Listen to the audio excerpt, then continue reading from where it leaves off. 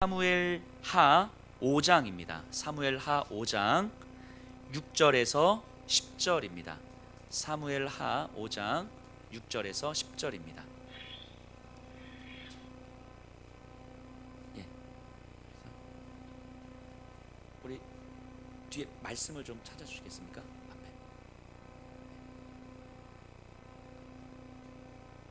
찾으셨어요? 예. 우리 6절에서 10절까지 우리 한 절씩 교독하도록 하겠습니다. 왕과 그의 부하들이 예루살렘으로 가서 그 땅 주민 여부수 사람을 치려하매 그 사람들이 다윗에게 이르되 내가 결코 이리로 들어오지 못하리라. 맹인과 다리 저는 자라도 너를 물리치리라 하니 그들 생각에는 다윗이 이리로 들어오지 못하리라 함이나. 그날에 다윗이 이르기를 누구든지 여부수 사람을 치거든 물 깃는 데로 올라가서 다윗의 마음에 미워하는 다리 저는 사람과 맹인을 치라 하였으므로 속담이 되어 이르기를 맹인과 다리 저는 사람은 집에 들어오지 못하리라 하더라.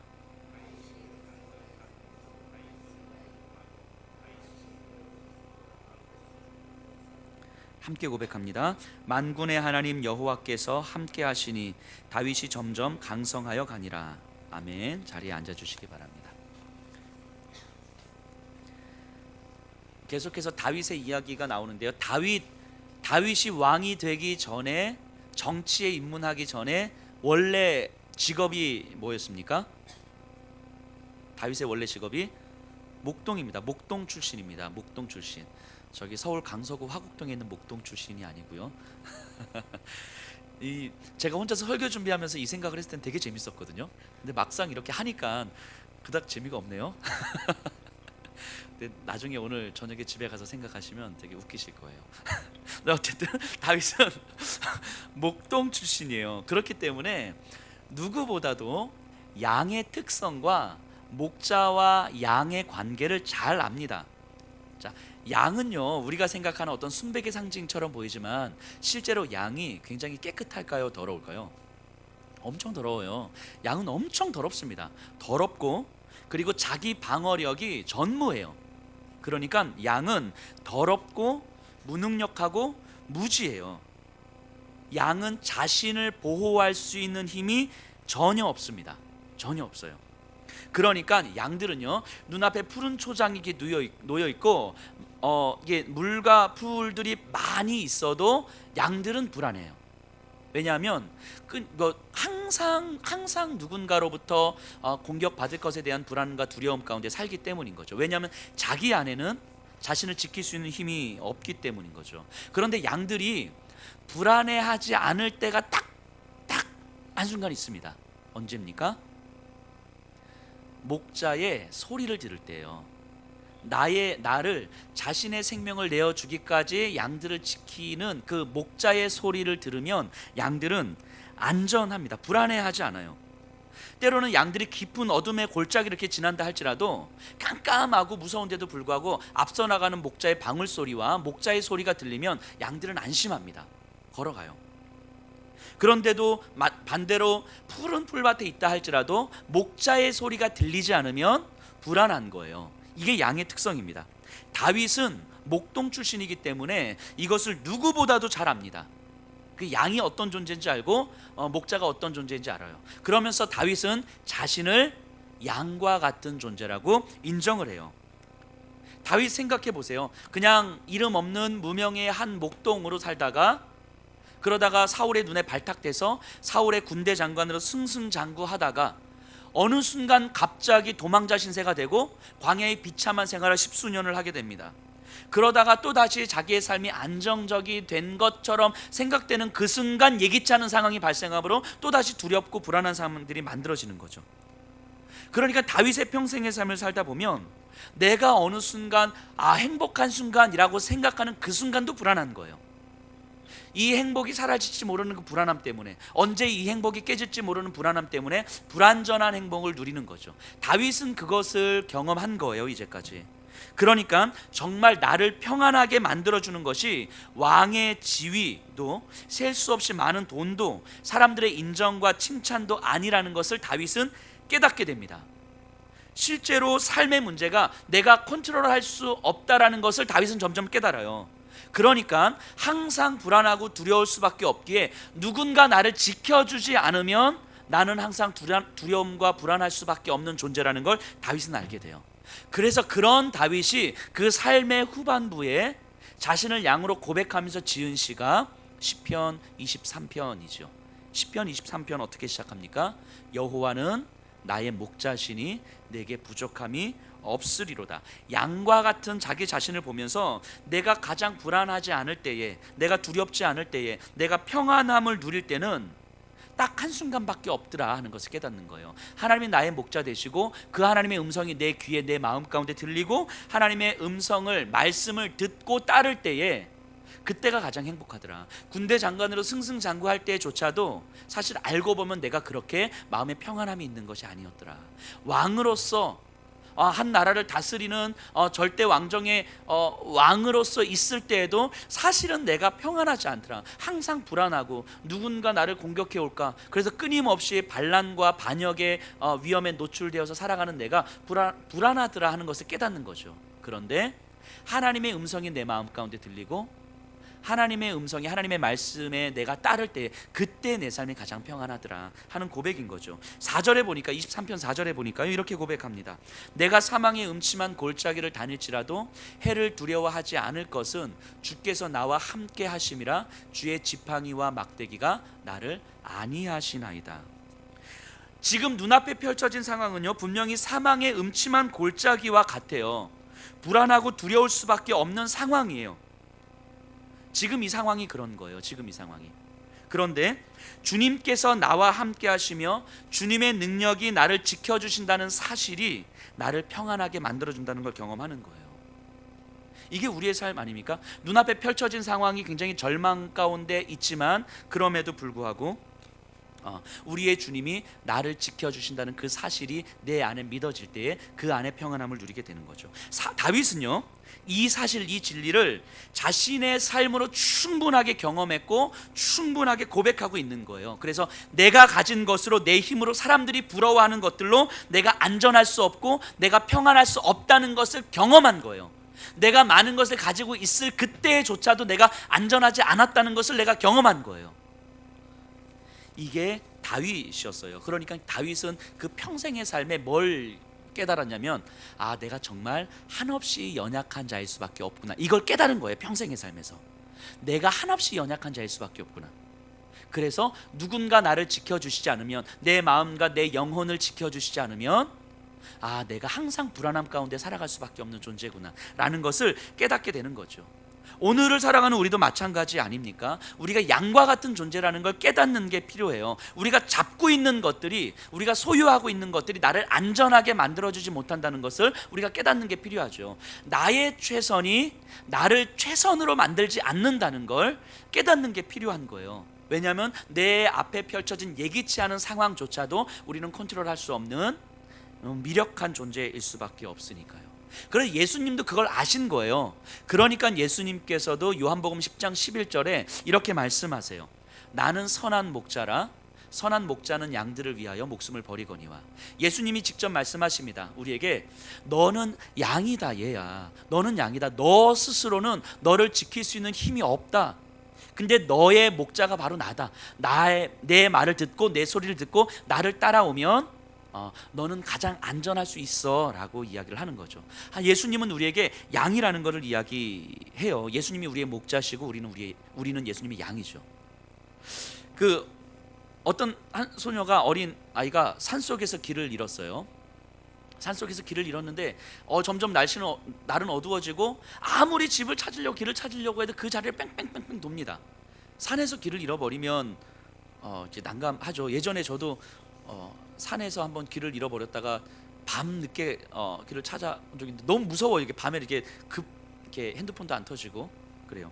그런데 이 소녀가 길을 잃었는데 옆에서 어떤 인기척이 나는 딱 보니까 옆집 아저씨인 거예요. 요즘에는 옆집 아저씨 조심하셔야 됩니다.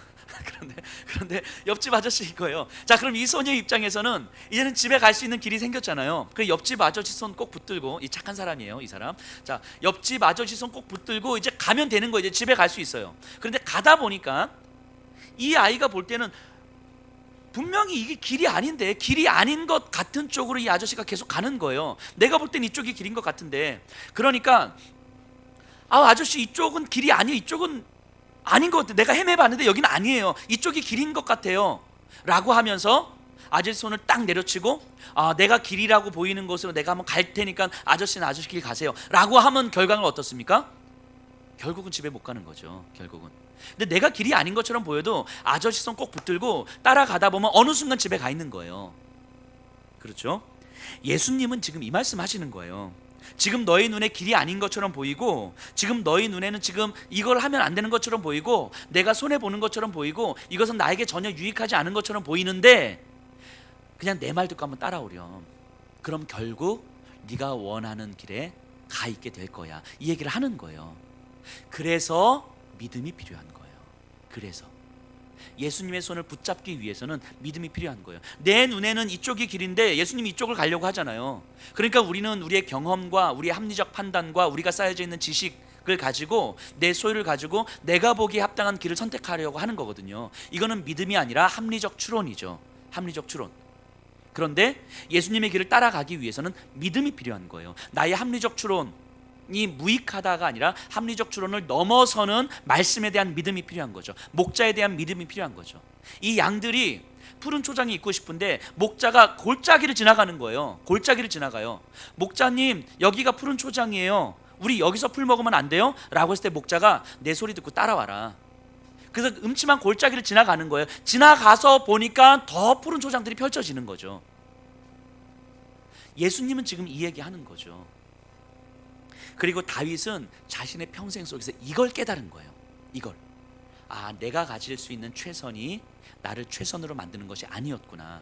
하나님의 음성을 듣지 못하는 것이 내 삶의 가장 안타까운 길이고, 하나님의 음성을 듣고 그 음성이 내 안에 들리고 그 음성을 쫓아갈 수 있는 삶이 나를 최선으로 만드는 거구나. 평생 수많은 고난과 힘겨움과 절망을 살아냈던 다윗이 평생 깨달은 것 하나가 바로 이거였어요. 그리고 그것을 깨달은 다윗을 이제는 하나님은 왕으로 세워주십니다. 왕으로. 우리 사무엘하 5장 1절 2절 한번 읽어볼까요? 제가 한번 읽어볼게요. 이스라엘 모든 지파가 헤브론에 이르러 다윗에게 나와와 이르되, 보소서, 우리는 왕의 한 골육이니이다. 전에 곧 사울이 우리의 왕이 되었을 때에도 이스라엘을 거느려 출입하게 하신 분은 왕이시었고, 여호와께서도 왕에게 말씀하시기를 내가 내 백성 이스라엘의 목자가 되며 내가 이스라엘의 주권자가 되리라 하셨나이다 하니라. 이 1절 2절은요 이런 이야기예요. 이스라엘의 모든 지파 장로들이 다윗에게 와가지고 당신이 우리 이스라엘 통일 왕국의 왕이 되어 주십시오 라고 요청하고 있는 거예요. 근데 요청하는데 세 가지 근거를 댑니다. 첫 번째는 당신은 우리의 골육이 아닙니까? 우리 같은 민족이고 우리의 처지를 다 아는 사람 아닙니까? 그러니까 우리의 왕이 되어 주십시오. 그리고 두 번째는 실제로 다윗 전의 왕 사울이 왕이었을 때에도 실제 우리를 다스렸던 사람은 당신 아닙니까? 당신이 진짜 사울보다 더 왕 같은 존재 아니었습니까? 그러니까 우리를 다스려 주십시오. 그리고 세 번째는 여호와 하나님께서도 말씀하셨던 것처럼 하나님이 당신을 이스라엘의 목자로 세워주신다 말씀하지 않으셨습니까? 그러니까 당신이 우리의 왕이 되어 주십시오. 이게 왕이 되어 달라고 요청하는 거예요. 근데 이 요청을 묵상하면서 제가 어떤 생각을 하게 됐냐면, 이스라엘 백성들이 다윗에게 왕을 요청할 때 어떤 마음이었을까? 어떤 마음으로? 왕이 없으니까 우리 왕 필요하니까 당신 왕 좀 대주세요, 이런 건 아니었던 것 같아요. 내용을 보면 이런 마음이었을 것 같아요. 이제까지 사울이 우리의 왕이었고 사울의 아들 이스보셋이 우리의 왕이었는데, 그 사울과 이스보셋의 치해 아래서 우리가 정말 사실은 많이 힘들었습니다. 왕이 우리의 원통함을 돌아보지 않았고, 왕 때문에 우리가 더 노역을 해야 됐고 세금을 내야 됐고 외적이 침입해 들어오는데 왕은 우리를 막아주지 못했습니다. 사울의 다스림 아래에서는 우리가 너무너무 마음이 어려웠고 힘들었고, 그래서 이제는 우리를 정말 목자처럼 돌보아줄 왕이 우리에겐 필요합니다. 이 갈급함으로 지금 소리치고 있는 거 아니겠어요? 갈급함으로 우리에게도 정말 목자와 같은 왕이 필요합니다. 사울과 같은 왕, 권력을 탐하는 왕이 아니고 돈을 탐하는 왕이 아니고 백성들 위에 군림해서 힘으로 누르려고 하는 왕이 아니고, 우리를 목자처럼 자신의 생명 걸고 양떼들과 함께 자고 양떼들과 함께 먹으면서 양들을 지켜주는 목자와 같은 양이 필요합니다. 다윗 당신은 베들레헴에서 양을 쳤던 사람 아닙니까? 그때 양을 쳤던 것처럼 우리를 돌보아 주십시오. 간절하게 매달리고 있는 거죠.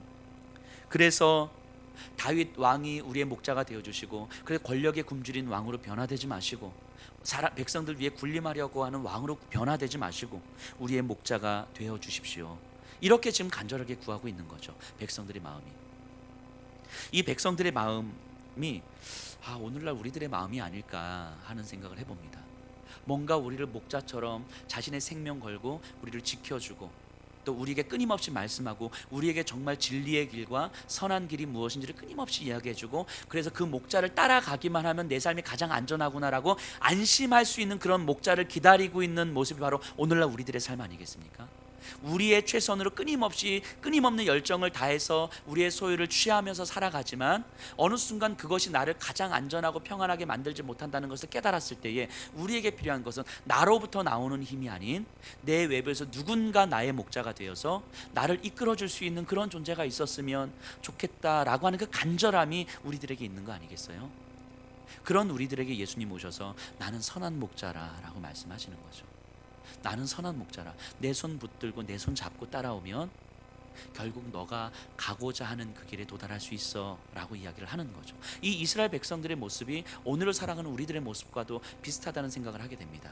영적으로 공허하고 뭔지 모르게 분주하게 많은 것들을 소유하면서 살아가는데 마음이 되게 공허하고 허무하고, 그래서 이 허무함과 공허함을 채우기 위해서 또 다른 무엇들로 계속해서 만들어가지만 여전히 허무함은 우리에게 사라지지 않는 우리의 삶. 이 안에서 우리에게 필요한 건 진짜 우리를 인도해 줄 선한 목자인 거죠. 근데 그런 의미에서 보면 사울은, 다윗의 전 왕이었던 사울은 목자가 아니었어요. 목자였지 않았습니다. 그냥 군림하려던 왕이었죠. 근데 사울이 목자일 수 없었던 이유가 뭔지 아세요? 사울 왕이 목자가 될 수 없었던 이유는 본인이 양이었던 적이 단 한 번도 없기 때문이에요. 본인이 양이었던 경험이 없기 때문이에요.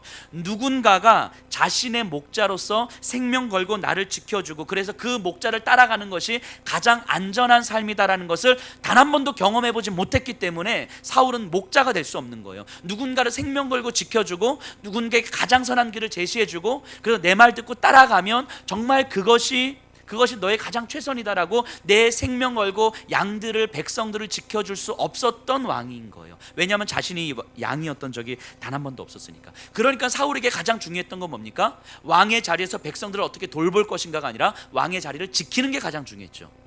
누군가 넘볼 수 없을 정도로 왕의 권력을 공고하게 가지고 있는 게 가장 중요했던 거죠. 마찬가지로 오늘날 우리의 삶도 똑같습니다. 내가 소유하고 있는 것을 지키는 게 전부인 삶, 내가 소유하고 있는 것을 더 늘리는 게 전부인 삶은 결국 누군가의 목자도 될 수 없고 누군가의 양도 될 수 없는 거예요. 그리고 항상 그것을, 내 소유를 지키고자 하는 삶, 내 삶을 지키고자 하는 삶은 결국은 공허함으로 마무리되죠. 비참함으로 마무리될 수밖에 없습니다. 그래서 하나님께서는 다윗을 왕으로 세우시기 위해서 오랜 시간 그렇게 훈련시켜 주신 거예요. 그 훈련의 내용이 뭐라고요? 다윗을 양으로 만드는 훈련이죠. 다윗을 양으로 만드는 훈련. 내 안에서는 내 삶을 만들어갈 수 있는 힘이 없다라는 것을 깨닫게 하는 훈련이었어요. 그래서 나에게는 목자가 필요하구나. 근데 그 참된 목자가 있구나. 우리 살아계신 우리 하나님께서 나의 참된 목자구나라는 것을 깨닫게 되는 거죠. 그것을 하나님께서는 훈련시켜 주신 거예요. 다윗의 평생의 삶에서. 그리고 오늘날 여기 계신 분들도 마찬가지입니다. 하나님은 여러분들의 평생의 삶에서 이거 훈련시켜 주시는 거예요. 내가 양이구나라는 것을 깨닫게 해주시는 거예요. 그리고 여러분들이 하나님 앞에서 이 땅에서 내가 양일 수밖에 없구나라는 것을 깨닫게 되는 순간 하나님은 누군가의 목자로 세워주시는 거죠. 누군가의 영혼을 리드해주는, 이끌어주는 목자로 세워주시는 거죠. 그래서 여러분들 주변에 목자가 없어서 영적 공허함과 마음의 공허함으로 아우성치는 사람들이 있다면 하나님은 그 사람들을 여러분들에게 붙여주시는 거예요. 목자로.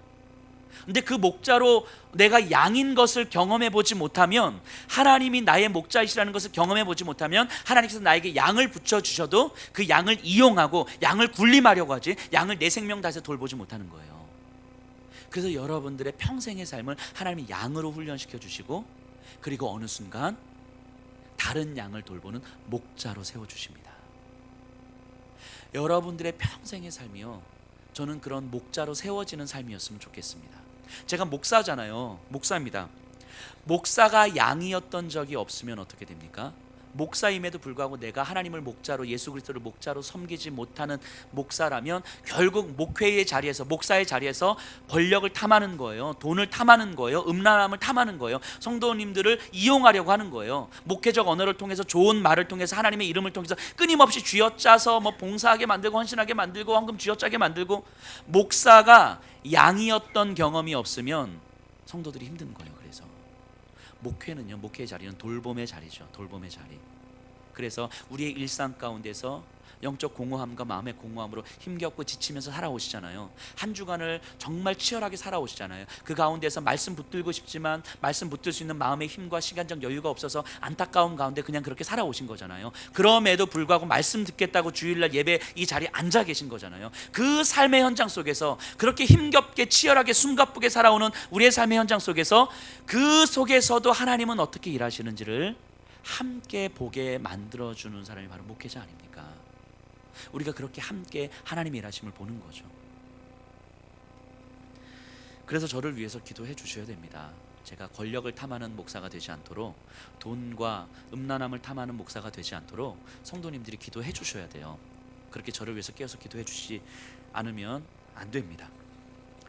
저는 좀 나가서 이런 생각을 해봅니다. 우리나라에 정치를 하시는 분들도 좀 이러했으면 좋겠습니다. 정치의 권력의 자리가 굴림의 자리가 아니라 돌봄의 자리라는 것을 좀 깨달았으면 좋겠어요. 우리 국민들을 돌보고 국민들의 삶을 살피고, 그래서 우리 국민들이 얼마나 잘 살 수 있는 길을 정말 열어갈 수 있는 자리가 정치의 자리였으면 좋겠습니다. 그렇기 때문에 하나님께 잘 훈련받은 사람들이, 온전히 하나님을 섬기는 사람들이 정치에도, 경제에도, 교육에도, 문화에도 진출 해야 하는 거예요. 교회의 힘을, 기독교의 힘을 과시하기 위해서가 아니라 이 땅에 하나님의 질서, 하나님의 정직과 정의와 공평과 섬김과 사랑의 질서를 만들어가기 위해서 온전히 하나님께 훈련받은 사람들이, 하나님을 섬기는 자들이 이 시대 곳곳에 들어가야 되는 거예요. 그곳에서 하나님의 질서를 만들어가야 되는 거예요. 그래서 그리스도인들은 교회 안에서 그냥 열심을 내고 교회 안에서 봉사 열심히 하는 삶이 아니라 이 시대 곳곳에 들어가서 그곳에서 하나님의 질서를 만들어가야 되는 거예요. 여기 있는 분들과 여기 있는 분들을 통해서 양육받는 여러분들의 자녀들이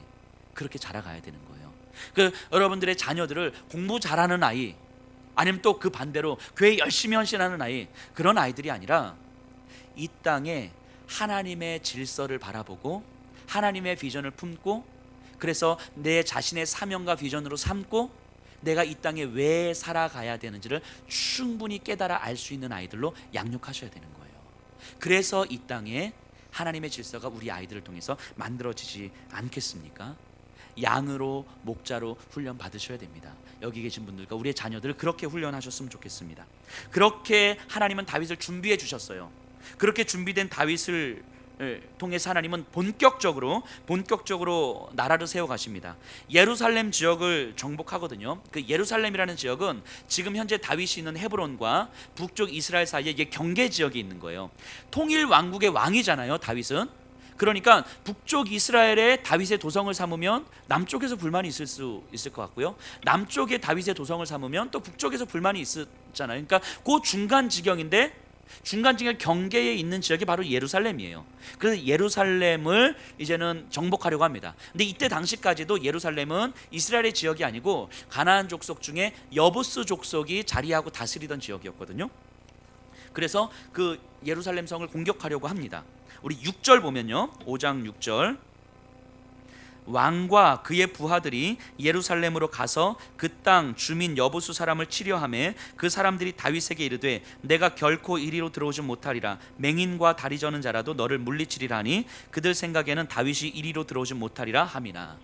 지금 예루살렘에 있는 여부수 사람들이 다윗이 쳐들어오는 걸 보고, 야, 네가 우리를 쳐들어오려고, 야, 맹인과 다리 저는 자들도 너를 막아내겠다, 이 얘기를 하고 있는 거예요.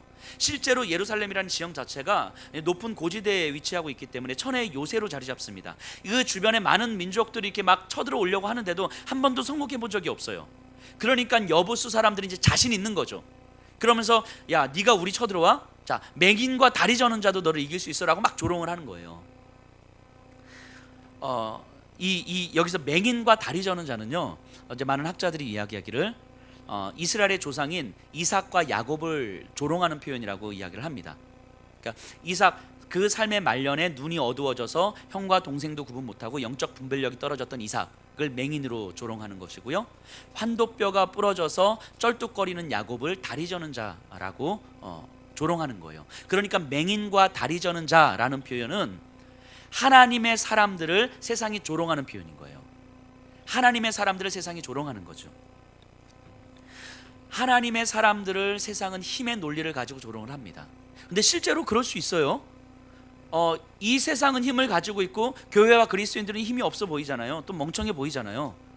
이 주일날 이 시간에 이 자리에 앉아 있는 게 자체가 되게 멍청해 보이는 일일 수 있는 거잖아요. 세상이 볼 때는요, 힘을 가지고 힘의 논리에 지배되는 세상이 볼 때는 그냥 충분히 조롱할 수 있는 거예요. 하나님의 사람들을 조롱할 수 있는 거죠. 이 맹인과 다리 저는 자, 이 사회에서 무가치한 자들, 아무 힘이 없고 무기력한 자들, 그냥 그렇게 조롱할 수 있는 거죠. 그래서 힘의 논리가 필요해. 힘의 논리가 틀린 건 아니거든요. 그리고 우리도 힘을 갖는 게 필요하죠. 그런데 중요한 건 힘의 논리가 전부라고 믿는 게 문제가 되는 거죠. 세상은 힘의 논리를 가지고 하나님의 사람들을 조롱하거든요. 맹인과 다리 저는 자라고. 그래서 우리에게도 힘은 필요하지만 문제는 힘의 논리가 전부인 것처럼 생각하는 게 문제인 거죠. 우리가 이런 거예요. 마치 제가 이제 목사인데요, 제가 공부를 잘 못해요. 그럼에도 불구하고 말씀을 전하고 성도님들을 만나야 되기 때문에 이래저래 공부를 좀 하려고 합니다. 책을 좀 보려고 해요. 그런데 제가 책도 안 읽고 공부도 안 하면서 하나님의 뜻을 따르겠습니다라고 이야기하는 건 어찌 보면 제 게으름이죠. 게으름. 믿음이 아니라 게으름이죠. 그래서 제가 신학 관련 서적뿐만이 아니라 요즘 특별히 제가 부모 교육 관련해서 책들을 좀 읽고 있어요. 그리고 이 시대와 역사에 대한 책들을 공부합니다. 그런데 중요한 건 제가 그렇게 공부를 하지만 제가 한 공부로 목회를 하는 것이 아니라고 확신하는 거예요.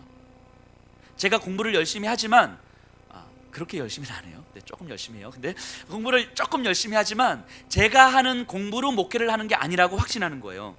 하나님께서 기뻐하시는 질서가 무엇인지를 깨닫고 하나님께서 저를 사랑하시기 때문에 저를 사용하시겠다고 하는 하나님의 마음이 제 안에 들어오면 그때 제 삶은 완전히 달라지는 거예요.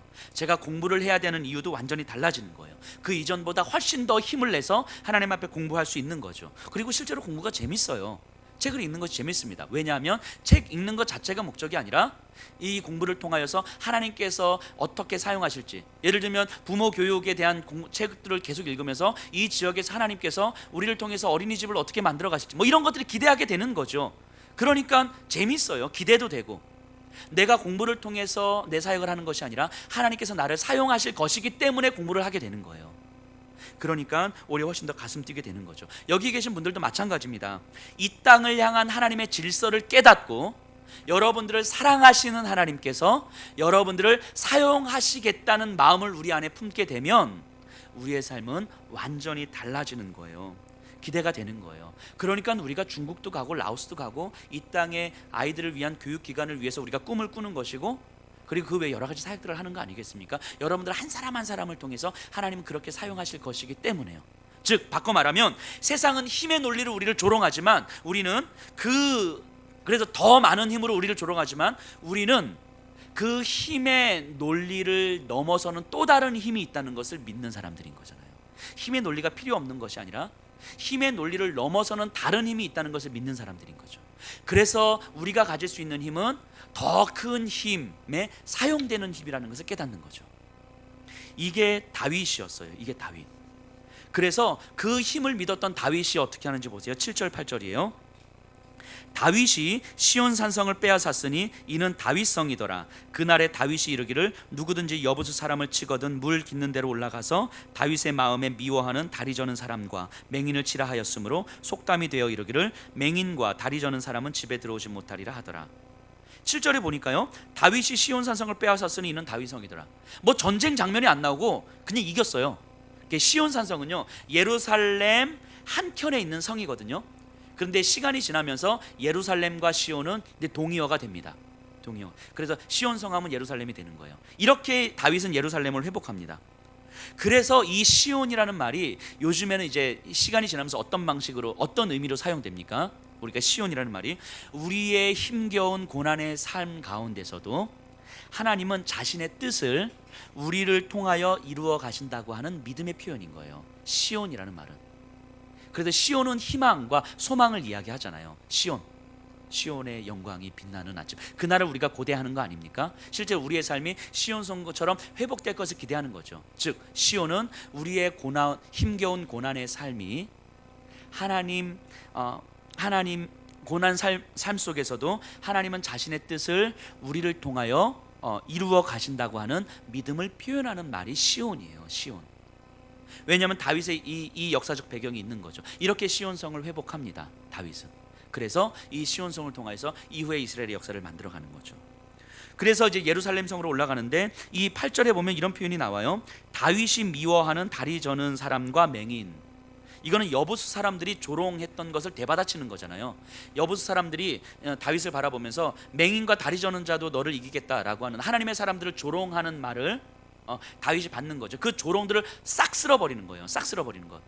우리 그리스도인들, 하나님의 사람들은 너희로부터 그렇게 조롱받을 사람이 아니다라는 것을 선언하는 거죠. 이 땅의 교회는 세상의 힘을 가지고 있는 자들이 조롱할 수 있는 공동체가 아니다라고 하는 것을 선언하는 거예요. 그래서 그 이미지를 완전히 씻어버리는 거죠. 정결케 하는 거죠.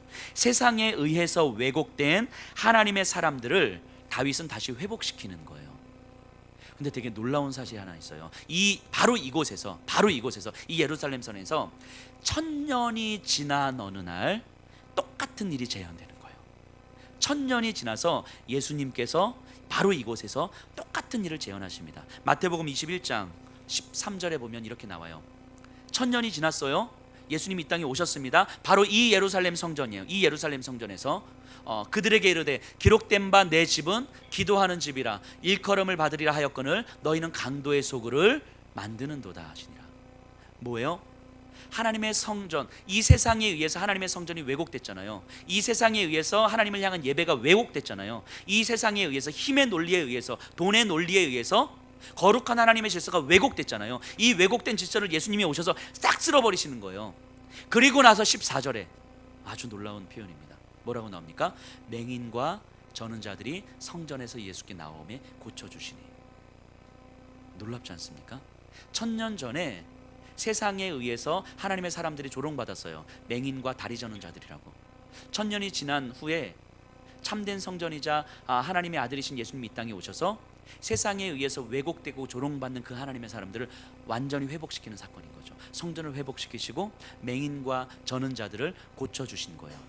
그리고 맹인과 저는 자들을 고쳐주시고 예수님은 그들과 함께 새로운 하나님의 나라를 만들어가는 거죠. 이 땅 가운데 새로운 하나님의 질서를 만들어가는 거죠. 이 세상의 돈의 논리가 지배하는 세상 가운데서 그것과 완전히 다른 차원의 진짜 우리의 삶을 소망 가운데 평안 가운데 만들어줄 그 하나님의 질서가 현실적으로 가능하다라는 것을 선포하시고 맹인과 다리 저는 자들, 세상에 의해서 왜곡된 자들, 세상에 의해서 천대받았던 자들, 세상에 의해서 인정받지 못했던 자들, 세상에 의해서 손가락질 받은 자들을 회복시킴으로 말미암아 내 삶의 절망 가운데서, 힘겨움 가운데서, 고난 가운데서, 공허함 가운데서 그냥 허우적댔던 사람들을 예수님께서 만나주시고 고쳐주시고 회복시켜 주심으로 말미암아 너희들이 열악하게 살아갔던 이 삶의 환경, 너희들을 짓눌렀던 이 힘의 논리가 지배하는 이 세상과 완전히 다른 차원의 삶이 이 현실에서 가능하다라는 것을 말씀해 주신 거예요.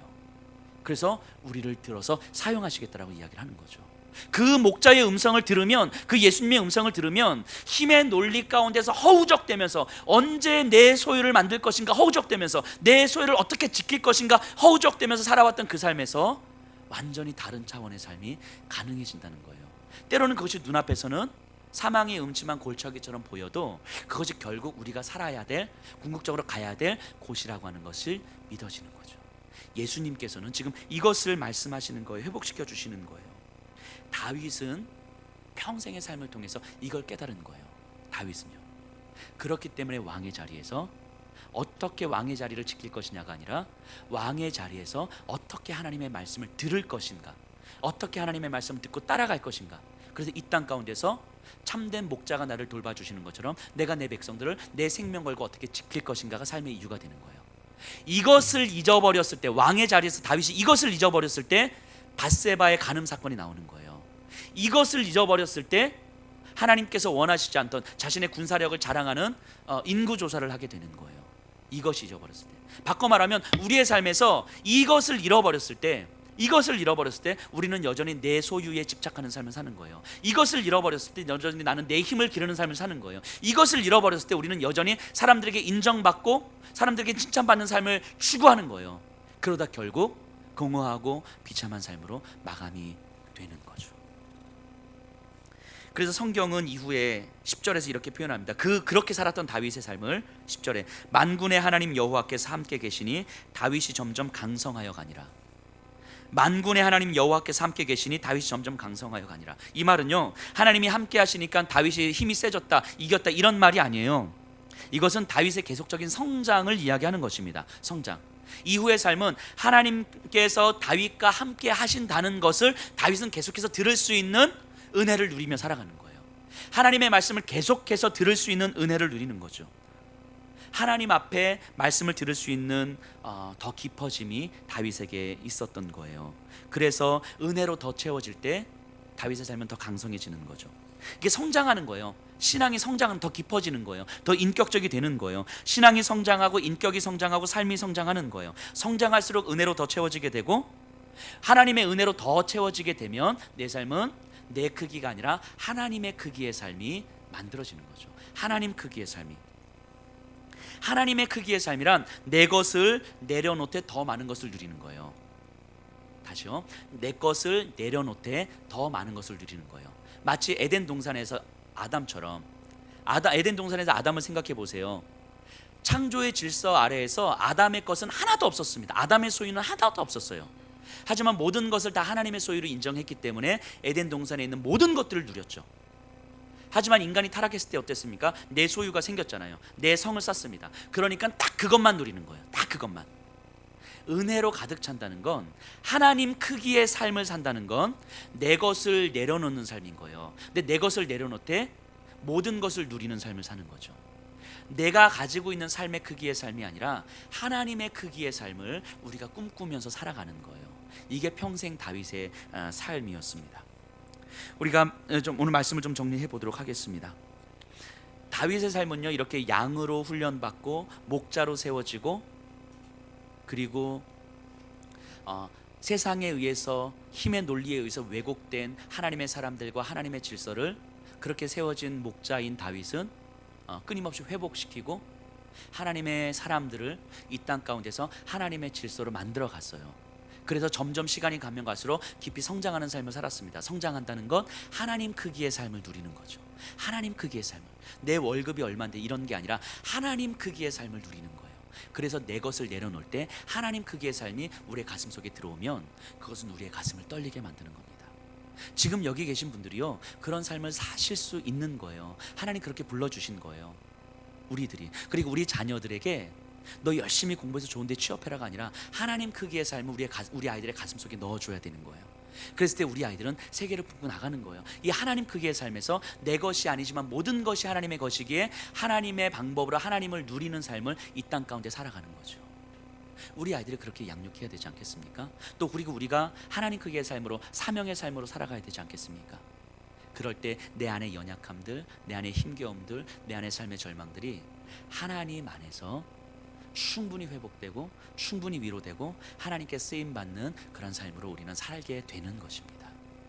이 자리에 계신 분들, 오늘 설교 제목이 왜 다윗인가입니까? 왜 다윗인가 아닙니까? 왜 다윗인가? 왜 정규인가? 이런 거죠. 왜 김모란인가? 하나님 충분히 그럴 만한 이유가 있는 거죠. 왜 지영이인가? 이런 이유가 있으신 거죠. 여러분들의 이름을 넣어서 왜 다윗인가? 하나님 왜 나입니까? 그 이유를 충분히 찾아낼 수 있는 삶이 되기를 주님 간절 앞에 소원합니다.